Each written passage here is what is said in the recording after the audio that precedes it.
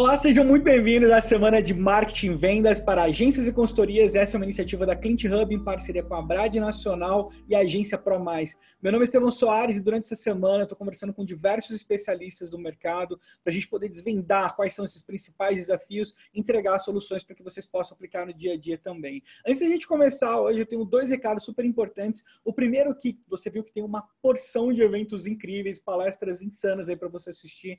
Pode ficar tranquilo, esse conteúdo vai ficar disponível até o dia 28 de fevereiro. Então dá tempo de você assistir. Às vezes, de repente, tem uma palestra que ficou no mesmo horário da outra e você quer assistir. Não precisa se preocupar, vai ficar disponível para você ver até o dia 28. O outro é a respeito do nosso sorteio. Se você quiser concorrer ao ingresso do Digitalks Expo 2020 e você quer concorrer, além disso, ao meu livro Mentropia, um guia para você desenvolver sua estratégia digital, é muito fácil. Você tira uma foto do webinar, você tira uma foto de um momento bacana aí, publica no seu Instagram e coloca a hashtag SMV2020, SMV 2020, e automaticamente você vai estar concorrendo. Esse sorteio vai acontecer no perfil da Clint Hub, na sexta-feira agora, às 7 da noite. Então já vai lá, segue o perfil da Clint, ativa a notificação para você não perder o sorteio, beleza? Hoje eu estou aqui com o Felipe Magalhães Bonel para falar sobre negócios que falam, inteligência artificial, bots, conversas humanas no mundo corporativo.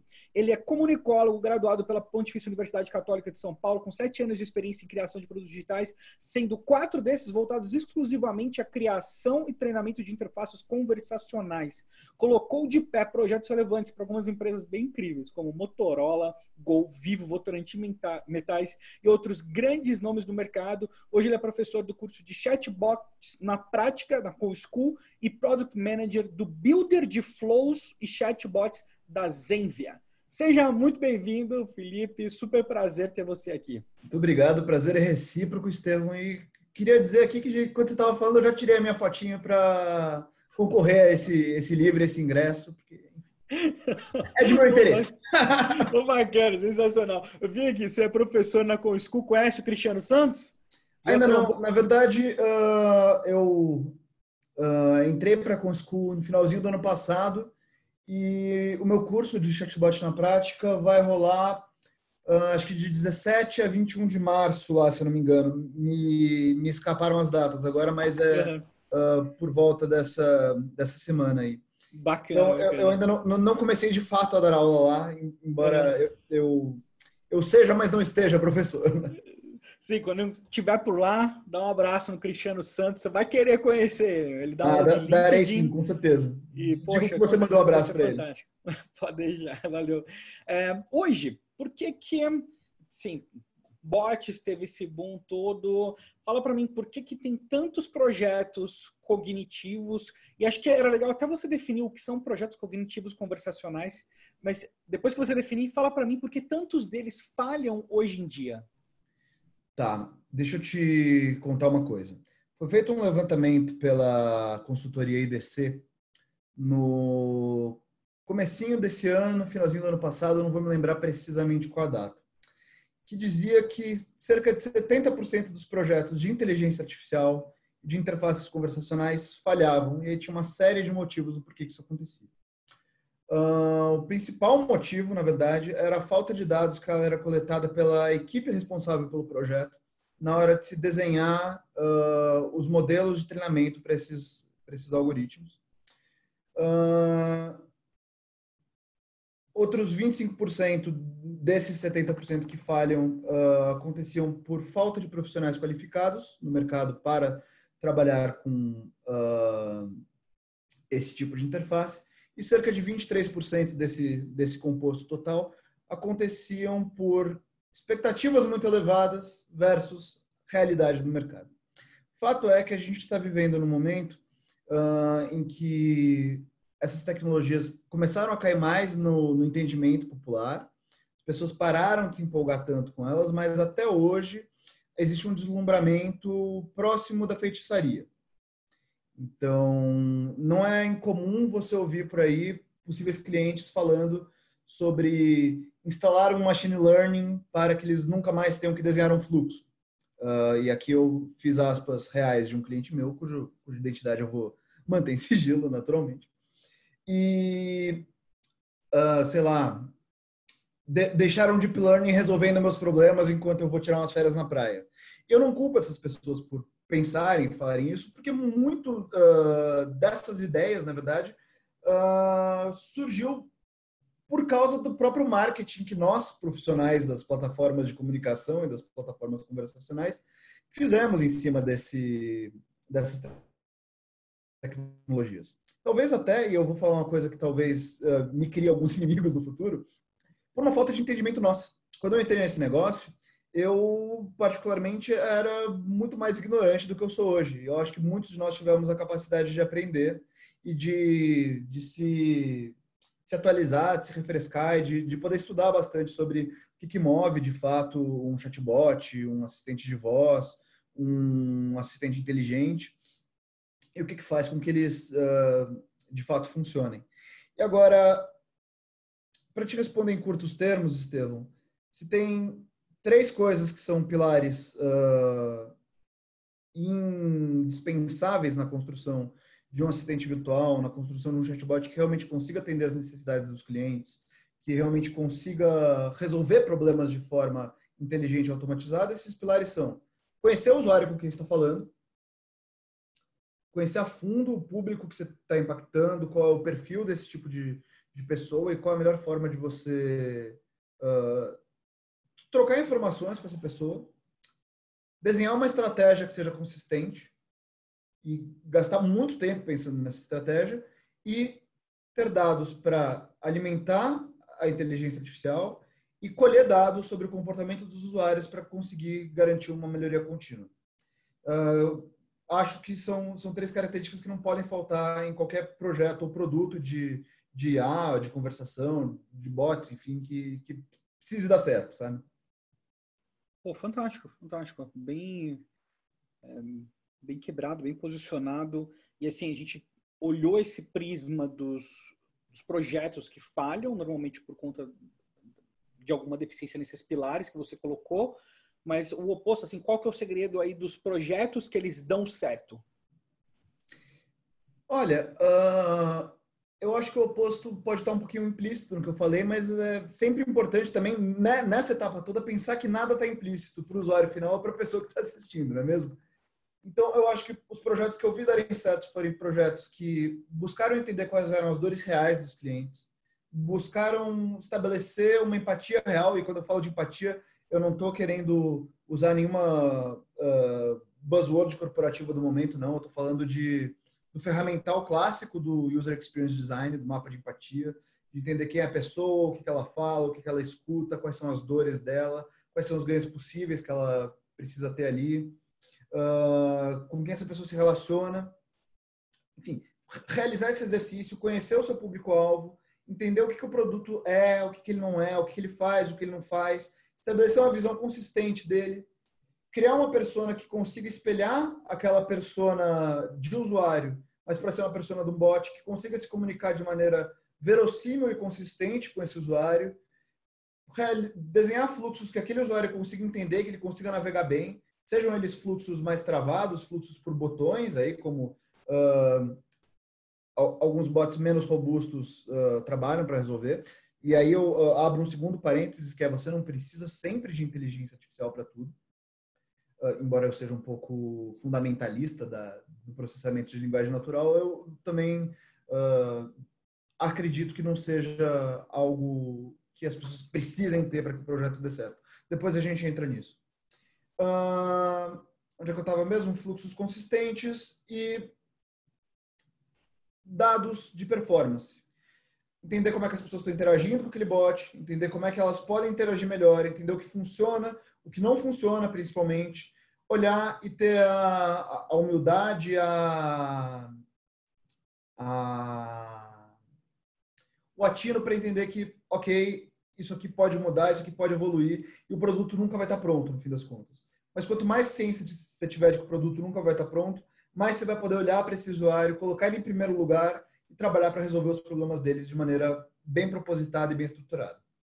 Fantástico. Até, eu não sei se é coerente o que eu vou falar, você me corrige, mas me parece que muitas vezes as empresas olham para um projeto de um projeto conversacional como se ele tivesse um começo, meio e fim, mas esquecem de colocar ele como um processo de melhoria contínua. Né? Isso Sim. faz sentido, porque me parece que para fazer todos os mapeamentos, considerar os pilares que você está falando, essa coleta de dados, essa análise recorrente, isso tem que ser um processo, né? Não é uma coisa que simplesmente eu implemento e largo lá, né? Eu costumo dizer que, para além disso, as empresas olham muito por um tipo específico de ROI que eu chamo de ROI faca de dois gumes. Eu não chamo isso, eu acabei de inventar esse termo, mas eu acho que ele se aplica perfeitamente a essa situação.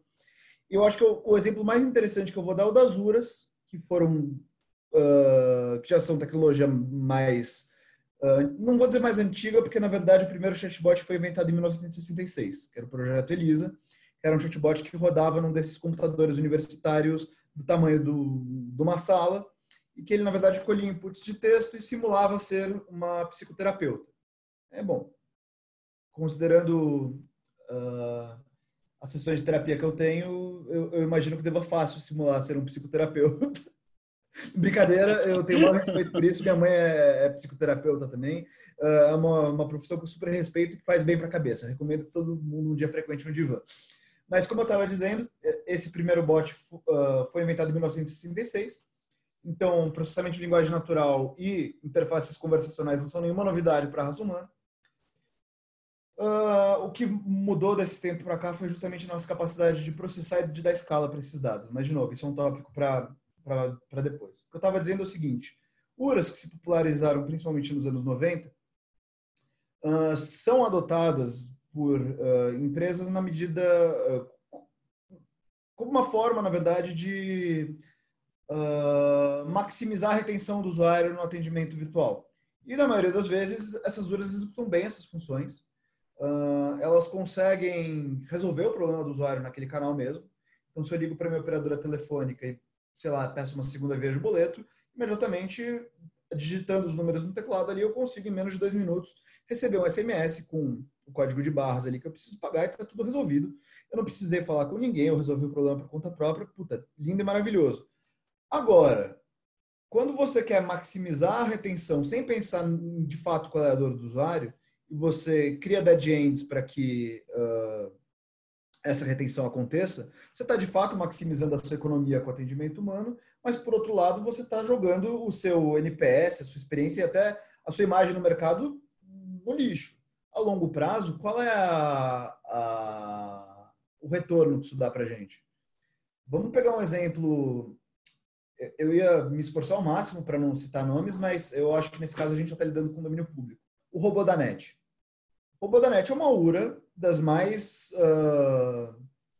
famosas do Brasil e foi uma das pioneiras em termos de humanização de atendimento humano por voz. Mas, ao mesmo tempo, também é um marco cultural de atendimento que rola o usuário e que mais pentelha com o excesso de humanização e com os tec do teclado, enquanto ele finge estar procurando uma informação, do que propriamente resolve os problemas. Não à toa a gente tem comediantes por aí passando a rodo os nossos atendimentos ao cliente em call centers e canais eletrônicos. No caso dos chatbots, isso também acontece. Projetos que são pensados, primeiro, nesse ROI de retenção e que não consideram, de fato, a possibilidade de resolver as dores dos usuários, acabam sendo um próprio tiro no pé, porque, num primeiro momento, você pode economizar 5, 10, 15, 30 milhões com um atendimento que não transborda para aquele call center que você pagava 3, 5, 10 reais o atendimento humano, mas, no fim das contas, um cliente irritado é a pior coisa que você pode ter para sua marca. Acho que a partir do momento que as empresas começarem a olhar mais para essa experiência centrada na alegria do usuário e menos para esses números mais imediatistas, elas vão conseguir o melhor de dois mundos, que é ter usuários felizes, fidelizados e retorno constante dos investimentos em automação.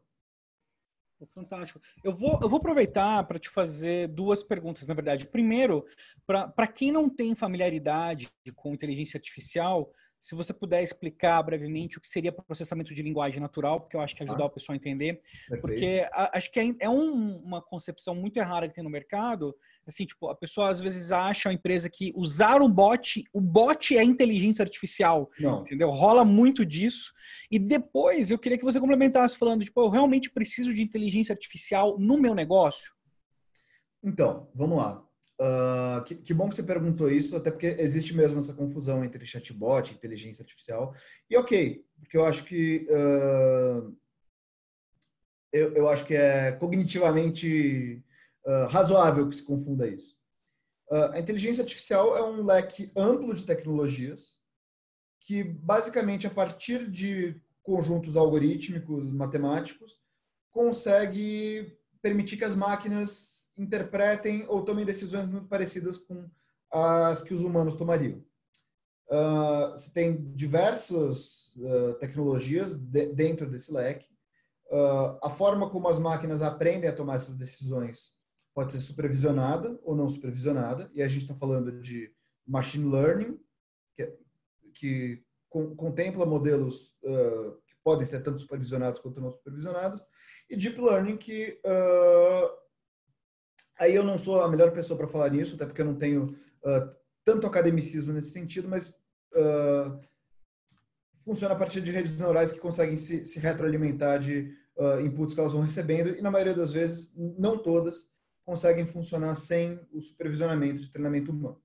Agora, entrando em outra camada disso, você tem uma série de tecnologias que podem usar machine learning ou deep learning para funcionar, ou podem não usar nenhuma das duas, e que cumprem funções específicas, como computer vision, que é a capacidade que as máquinas têm de analisar imagens e reconhecer padrões, formas e estruturas nas imagens. Você tem análises preditivas, enfim, capacidade que a máquina tem de olhar para um conjunto de dados e encontrar algum desvio padrão, alguma variante que ela identifique ali como algo a ser analisado. E você tem também processamento de linguagem natural, que é a capacidade algorítmica da máquina de entender a linguagem natural, que é a linguagem que eu, que você, que o Zé da padaria e que a Maria da esquina falam, e transformar essa linguagem em linguagem de máquina, linguagem formal. Então, quando eu aplico um modelo de processamento de linguagem natural em um produto, em algum sistema meu, o que eu estou fazendo é garantindo que aquela máquina consiga entender um input de texto ou um input de voz humano, em português, inglês, espanhol, japonês, dinamarquês, Swahili, e que ela consiga, dentro do banco de treinamento de modelos linguísticos, de dicionários, de gramáticas, de corpos, de frases, enfim, tanto faz o modelo que você estiver utilizando, ela consiga entender que aquela frase representa um comando, em última instância, binário, para que ela consiga executar. E qual era a sua pergunta mesmo? Se o negócio precisa mesmo de inteligência artificial. Aí eu acho que é legal a gente voltar para um ponto que, enfim, para a gente parece óbvio, porque a gente está nisso há mais tempo, mas que talvez nem todo mundo saiba, que é o que é um chatbot. Chatbot é uma interface que simula uma conversa com um ser humano e que, idealmente, para simular melhor essa conversa, naturalmente, para garantir maior naturalidade, se utiliza de inteligência artificial como processamento de linguagem natural para, enfim, garantir que os inputs humanos recebidos na conversa sejam reconhecidos. Agora, um chatbot também pode atuar por regras de negócio pré-definidas, por árvores de decisão e assim por diante. Mas o fato é que o que caracteriza um chatbot é ser uma interface que simula uma conversação. Eu te pergunto, se você deixa um bot pendurado no seu site e esse bot ele captura leads para você, perguntando o nome da pessoa, a empresa onde ela trabalha, qual o motivo dela estar entrando em contato, qual é o e-mail dela. Esse bot está usando inteligência artificial? Não, ele não está usando. Ele é um bot? É. Ele conversa com a pessoa? Conversa. Só que ele é um bot muito mais simples, muito mais voltado para uma tarefa específica e que dá conta disso.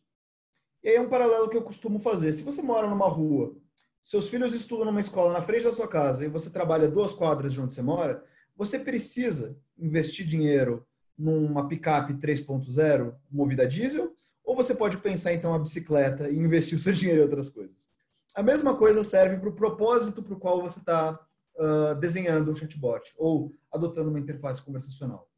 Você precisa mesmo treinar um modelo com 58 intenções diferentes, com reconhecimento de entidades, com extração de análise de sentimento do usuário. Se tudo que tu quer é o nome, o endereço de telefone e o propósito dele estar te ligando, não precisa. Agora, você vai automatizar a operação num call center. Você precisa entender que aquele usuário é um cliente que está com problema para pagar uma fatura ou que não está entendendo o porquê da internet dele ter sido cancelada, aí sim, você precisa de um modelo muito maior e você precisa ter gente dedicada a olhar para os inputs que os usuários estão tendo nas conversas diárias com os bots e garantir que ele esteja sendo melhorado aí constantemente. Fantástico. Acho que fez muito sentido, acho que ficou bem claro para quem está ouvindo que muitas vezes um bot mais simples resolve o problema. E acho que foi legal a desmistificada que você deu na questão da inteligência artificial. E até tem a ver com a minha próxima pergunta, que é no final das contas, inteligência artificial é algo para você plugar e começar a rodar, instalar e começar a rodar e tipo abandonar ou não? Como é que funciona exatamente essa questão da inteligência artificial sendo acoplada, por exemplo, num bot ou alguma outra situação desse tipo? Eu, em 99,999% dos casos, digo que não tem essa história de inteligência artificial que você pluga e resolve. Isso é balela, para não dizer outra coisa. Existem, de fato, alguns modelos pré-treinados por players de inteligência artificial bastante conhecidos no mercado, não preciso mencionar nomes, que resolvem boa parte dos problemas de maneira pré-definida. Se você pega, eu não falei que eu não ia mencionar nomes, mas eu vou, desculpa. Se você pega, por exemplo, os modelos que já vêm treinados no Dialogflow para small talks, por exemplo, você tem bibliotecas imensas de papo furado para você humanizar o seu bot e garantir que ele vai saber entender um bom dia, boa tarde, como vai você tem um gato em casa, enfim. Eles também têm modelos bastante bacanas. E eu falei do Dialogflow, mas acredito que o Watson da IBM, o Luiz da Microsoft, o próprio Rasa, que é uma ferramenta open source mais usada por desenvolvedores, já tem essas características embutidas em si. Reconhecimento de entidades como cidades, temperaturas, horários, tudo isso já vem mais ou menos bem executado. Mas exatamente por serem coisas pré-treinadas e coisas modelos mais generalistas, você não pode pensar que pegando um desses modelos, você vai simplesmente conseguir conectar isso no seu negócio e ele vai performar com a eficácia que você precisa. Porque as pessoas que lidam com o seu negócio têm um perfil distinto, têm um jeito diferente de falar, buscam as coisas de uma forma que está dentro de um contexto que lhe pertence. É praticamente impossível você cobrir uma questão específica com um assunto generalista. Então, eu acredito que não seja legal para ter uma boa performance se você confiar exclusivamente no que já vem pré-construído. Eles são boas bases de início. E eu acho que tem alguns players aqui no Brasil e globalmente que estão se esforçando para construir bases de intenções, de treinamentos específicas para bancos, para saúde, para telecom. Essas coisas dão certo para você ter um norte no começo do projeto e você não ter que gastar muito tempo com o treinamento do básico. Agora, acreditar que você simplesmente vai instalar um software como você instala o seu pacote Office e ele vai estar pronto para ser utilizado é bobagem. Você precisa ter curadoria, você precisa ter gente dedicada olhando para isso, gente que pense no cliente e que consiga ver o que está acontecendo para garantir que você consiga extrair o melhor daquele algoritmo que está rodando. E é isso, retornando ao ponto inicial da conversa, que faz com que alguns projetos deem certo. Que faz com que projetos como o Call Center Cognitivo da Vivo, do qual eu fiz parte em 2018, 2019, consigam ter taxas de acurácia e de retenção altíssimas. O último número que eu me lembro era... o último número que eu me lembro que foi divulgado, se não me engano, era uma taxa de 75% de automação de conversas dos clientes pré-pago e de controle. Então, mas assim, tinha uma equipe de 20 pessoas olhando para cada ligação que era recebida, cada falha de transcrição, cada usuário que falava, eu estou precisando botar uma recarga no meu celular, e o robô entendia, eu quero botar um Ricardo no meu celular. E isso acontecia um caso real mesmo. Então, cara... Esse do Ricardo no celular foi excelente. Não, mas acontece, eu vi isso acontecendo. E, assim, era um modelo de transcrição super avançado e conceituado no mercado, que mesmo assim tinha falhas. Quando você ouve que você tem modelos de inteligência artificial que conseguem ter uma acurácia de transcrição ou de identificação das intentes de 92%, é porque tem 8% que falham também. Você não pode, não é mágica. É feito por humanos, e coisas feitas por humanos estão sujeitas a erros. Não, com certeza. Você comentou uma coisa aí que eu fiquei intrigado. Você falou de curadoria nesse contexto. Me parece um contexto diferente de uma, sei lá, curadoria de notícias. O que é curadoria nesse contexto que você está falando? Vamos lá. Quando eu estou falando em curadoria, eu estou falando em revisão e retreinamento de modelos. Então, para quem é mais leigo na área de inteligência artificial, vamos pensar o seguinte. Uma interface padrão de treinamento de NLP é composta basicamente por uma lista de intenções de usuário, ou seja, motivos pelos quais o usuário contacta aquele robô e que depois são associados a alguma função que tem que ser executada, e frases de treinamento, comumente chamado em inglês de utterances, ou corpos, exemplos, enfim. A partir desse momento, quando você define uma intenção, por exemplo, quero um café, o usuário, na verdade, a intenção pode ser pedir café. Então, a intenção do usuário é pedir um café. Você vira para aquele modelo e fala, quando um usuário falar, gostaria de pedir um café, quero pedir um macchiato, por favor, me vê um cappuccino, me traz um expresso duplo, enfim, essas são formas que o robô deveria entender que o usuário está solicitando um café. E aí, a capacidade desses algoritmos de encontrar sinônimos, de encontrar palavras que são semanticamente próximas e de, eventualmente, entender que, olha, desce uma média, mesmo que isso não esteja no banco de treinamento, significa me traz um café, é o que a gente chama de capacidade do robô de aprender sozinho. Não passa disso. O robô não sai atendendo seus clientes sozinhos no primeiro momento, tá? E aí, dentro desse contexto ainda, você tem a possibilidade de marcar entidades, que são partículas da frase, normalmente adjetivos ou nomes, que qualificam semanticamente algum ponto daquela sentença. Então, nesse exemplo do café ainda, macchiato, cappuccino, média, expresso duplo, coado, são tipos de café que complementariam a intenção, pedir um café com uma qualidade daquele café que está sendo pedido. Pô, bacana, bacana. Eu não conhecia, de verdade, o conceito de curadoria aplicado... Faltou explicar o que era curadoria, no caso. Desculpa. Eu te não, imagina. Mil perdões. Na verdade, não, mas porque eu fiquei curioso mesmo para saber. Sim, a ideia de curadoria mesmo é você ter pessoas dedicadas, ou, enfim, parcialmente dedicadas, olhando para isso, olhando para a criação e manutenção desses modelos, vendo o que funciona, vendo o que não funciona, colhendo inputs do próprio bot, de tipo, olha, ele não entendeu isso aqui, mas deveria estar entendendo isso, aquilo, outro, avaliando quais são falsos positivos e falsos negativos, ou seja, momentos em que parece que o bot não entendeu, parece que ele entendeu, mas não entendeu, e garantindo que esse modelo esteja afinado com um certo grau de acurácia sobre o que está sendo tratado. Poxa, bacana, bacana.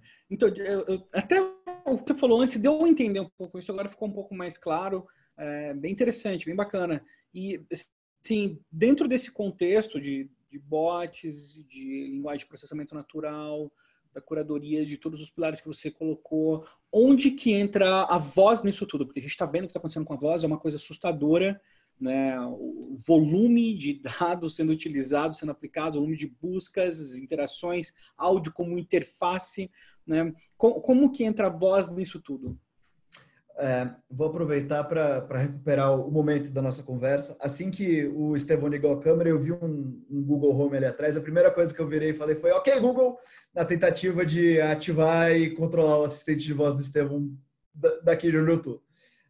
Eu já fiz isso antes, funciona, é super divertido, mas o Estevão estava prevenido de fones e foi muito mais inteligente. A questão da voz é uma questão curiosa, né? Porque ela é um veículo, é um meio de comunicação extremamente inclusivo, considerando que a gente vive num país que tem uma taxa de letramento tão alta entre jovens e adultos e até mesmo idosos. Você usar a voz como interface para se comunicar com as pessoas te possibilita garantir que elas se expressem de maneira natural, que elas consigam receber mensagens de forma direta e eficiente. E, de novo, não se tratam de novas tecnologias, mas se tratam de tecnologias que ganharam a possibilidade de serem escaladas.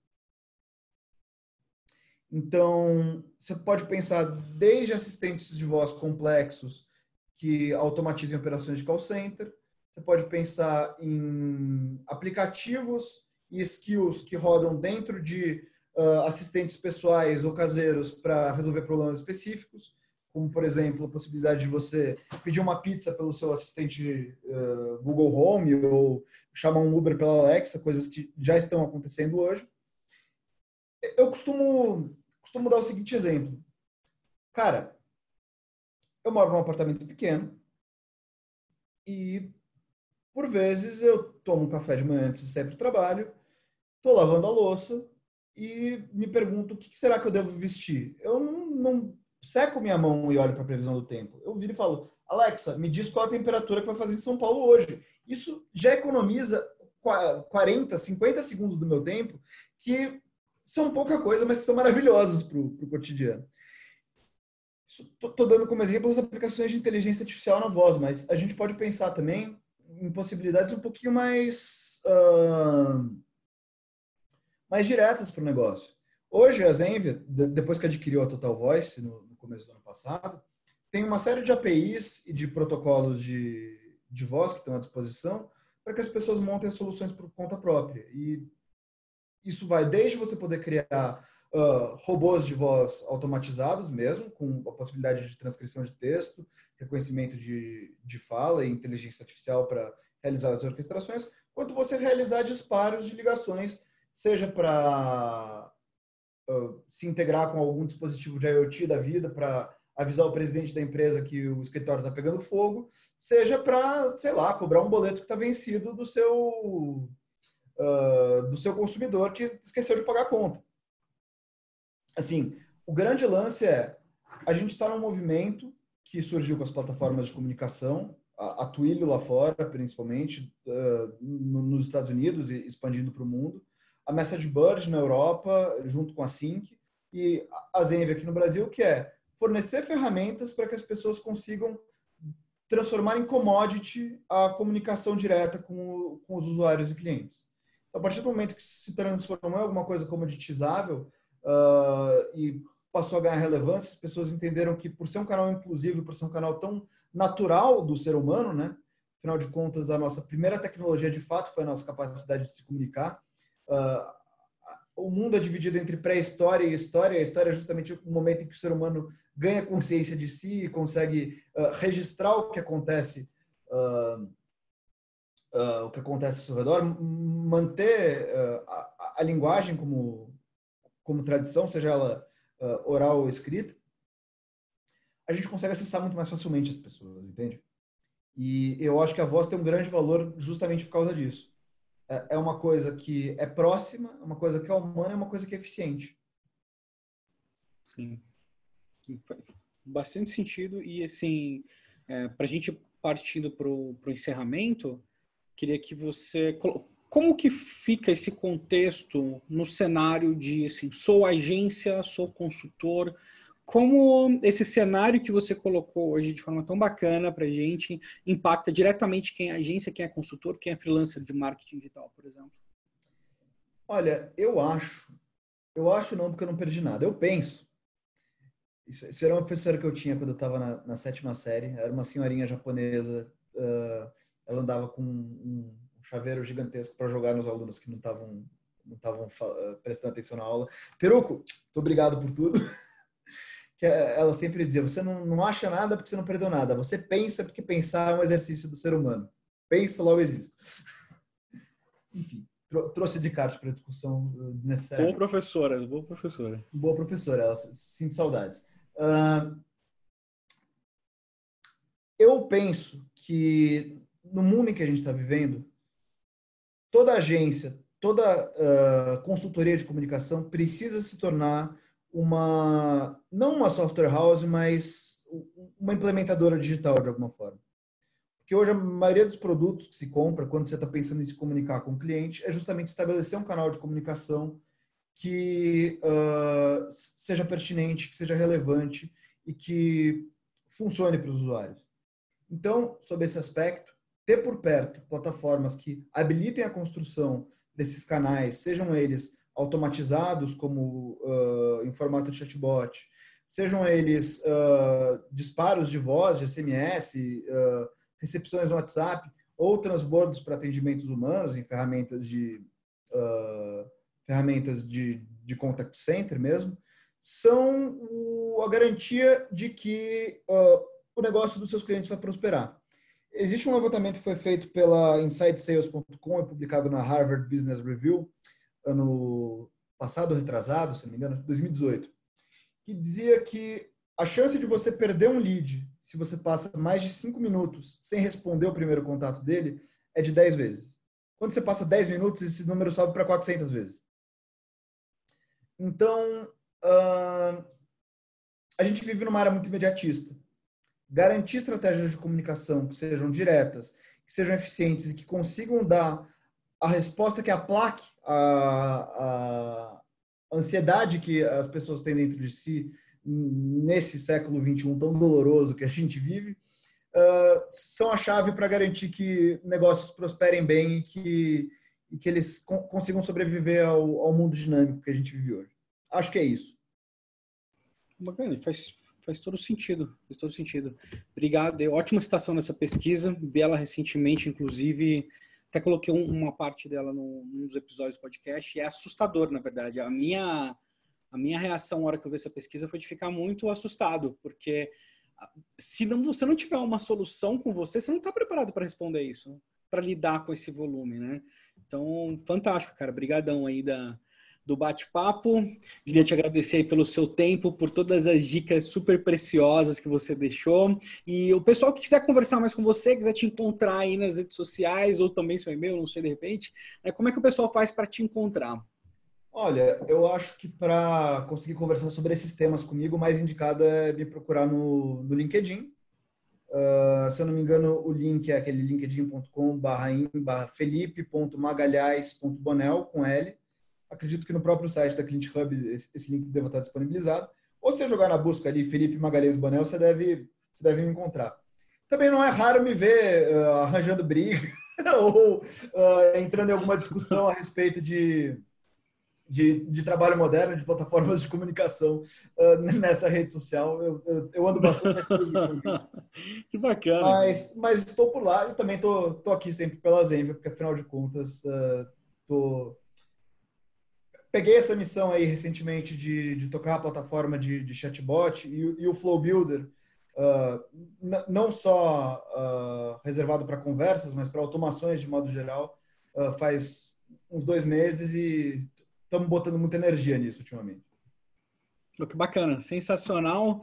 Fica aí a dica para o pessoal conhecer mais. Felipe Magalhães Bonel no LinkedIn, acompanhar o trabalho dele na Zenvia também, que eu fiquei super feliz de conhecer um pouco mais. Não tinha ideia do impacto da Zenvia no mercado, né? E hoje, ficou claro. Eu não sabia também da aquisição da Total Voice. Para mim, Total Voice ainda era uma empresa separada. Olha só, aprendi aqui contigo hoje. E você falou alguma coisa? Não. Isso aconteceu faz um pouquinho mais de um ano e a gente está se integrando muito rapidamente a todos eles. Na verdade, eles já são Zenvia e tem sido uma dinâmica muito boa com todo mundo. Inclusive, um dos spoilers que eu vou dar para você é que dentro em pouco a nossa plataforma de bots, o Zenvia Flow, vai ter o canal de voz habilitado justamente para que as pessoas consigam automatizar disparos de ligações, URAs receptivas, voice bots e todas quaisquer soluções nesse canal específico de telefonia que elas resolvam criar. Desculpa o jabazinho aí, mas é que eu não podia perder o... Não, cara, eu não... Quando tá no contexto não é jabá, não. Para mim, eu tô super interessado em saber. Se quiser falar mais, tá super tranquilo, porque eu não conhecia, cara, de verdade. Eu conhecia a Zenvi agora, o Total Voice eu conhecia, olha só. Então fiquei muito impactado de ver o que vocês estão fazendo no mercado.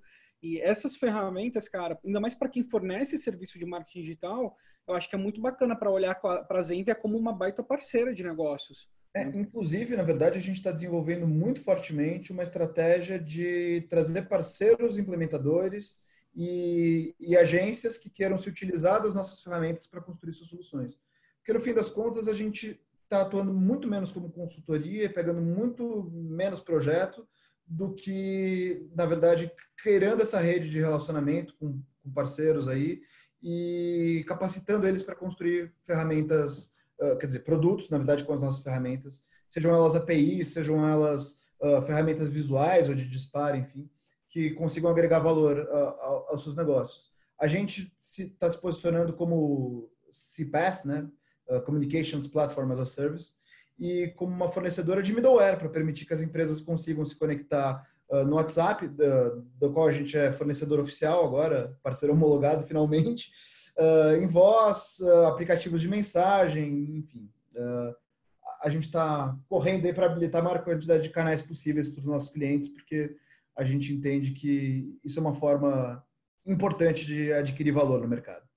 Com certeza, fantástico. Fica aí a oportunidade para você que está trabalhando no mercado e quer resolver uma série de problemas através de soluções cognitivas ou com bots, implementar uma estratégia conversacional aí para os seus clientes, procurar a Zenvia, procura o Felipe aí também, que é sucesso. Cara, muito obrigado pelo seu tempo, valeu, obrigado de tantos aprendizados incríveis, desejo uma boa sorte para você aí no marketing digital. Estevão, foi um enorme prazer conversar contigo. Foi uma experiência incomensurável. Eu espero que a gente tenha mais oportunidades de trocar uns papos aí. Se você quiser vir tomar um café aqui, tá convidado. Passa na minha baia, eu te sirvo um expresso. Poxa, eu vou aceitar. Eu tô perto, eu acho, hein? Então beleza, cara. Roberto, com certeza a gente vai se encontrar. Já é. Valeu, abração. Obrigado, meu querido.